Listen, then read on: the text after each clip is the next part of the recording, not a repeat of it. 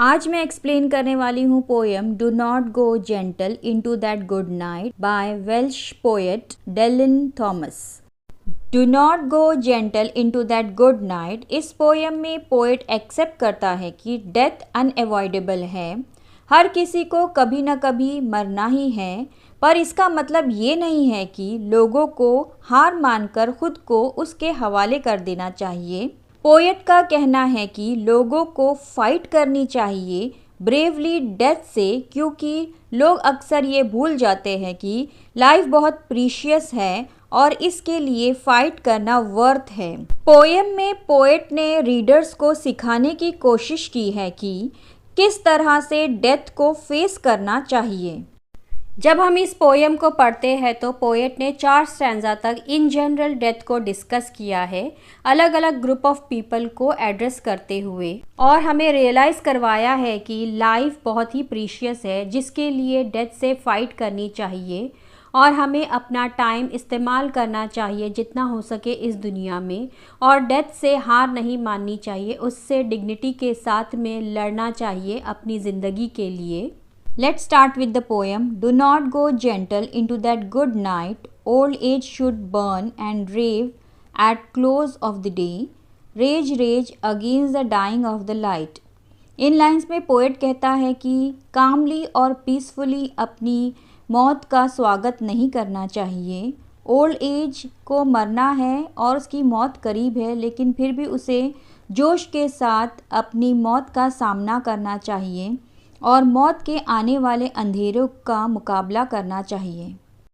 दो wise man eight there and know dark is right, because there word had फोक्ड no lightning, they do not go gentle into that good night. Wise man यानी अक्लमंद लोग अपनी ज़िंदगी के अंत को समझते हैं कि मौत अनएवॉइडेबल है और वो उससे भाग नहीं सकते, पर उन्होंने अब तक ऐसे वर्ड्स नहीं कहे हैं जो लोगों को इंस्पायर कर सके, इसलिए वो डेथ को एक्सेप्ट करने से इनकार करते हैं ताकि वो ऐसा रास्ता तलाश कर सके जो लोगों को इंस्पिरेशन दे सके और उनके विजडम से लोगों को फ़ायदा पहुँचे। Good man the last wave bye, crying how bright there frail deed might have dance in a Green Bay, raise raise against the dying of the light.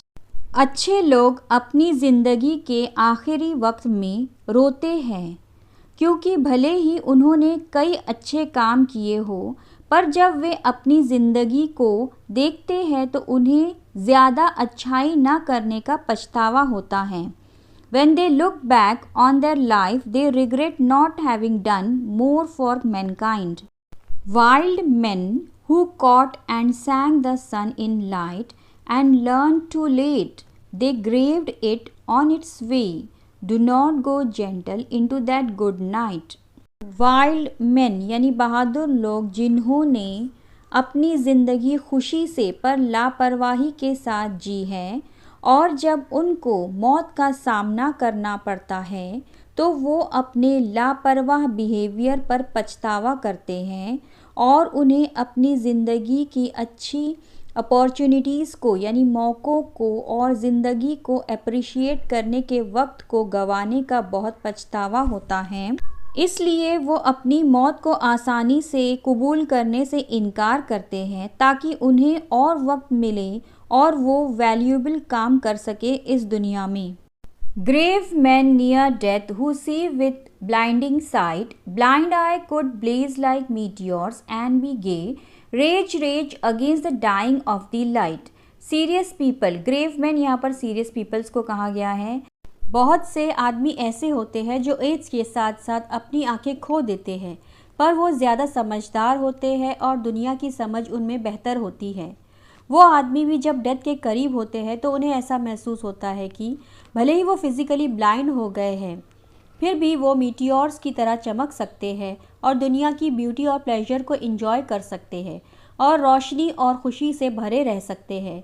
ये एहसास उन्हें मौत के आने वाले अंधेरे से लड़ने में मदद करता है और वो मौत के आने वाले अंधेरे का विरोध करते हैं, इनकार करते हैं। And you my father there on the sad height, curse bless me, now with your fierce tears I pray. Do not go gentle into that good night, rage rage against the dying of the light.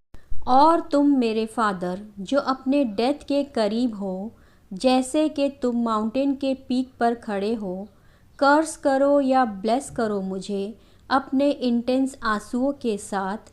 मैं दुआ करता हूँ कि मौत की रात को तुम आसानी से मौत को वेलकम ना करो और अपनी मौत के आने वाले अंधेरे का विरोध करो, इनकार करो। लास्ट स्टैंजा के पहले तक पोएट इन जनरल अलग अलग लोगों के बारे में कह रहा था, जैसे wise man, good man, wild man, grave man, कि उन्हें मौत का सामना डिग्निटी के साथ करना चाहिए।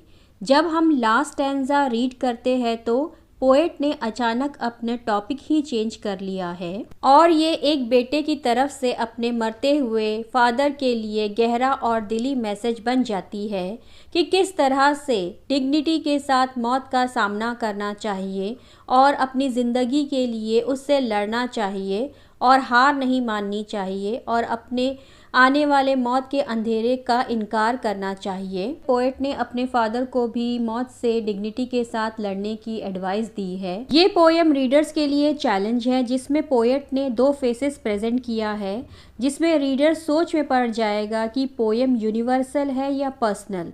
पोएट ने एकदम एंड में बताया है कि ये पोएम उसने अपने फादर को डेडिकेट किया है। ये पोएम दोनों कॉन्टेक्स्ट को बताता है, पर्सनल और यूनिवर्सल, एक वक्त में।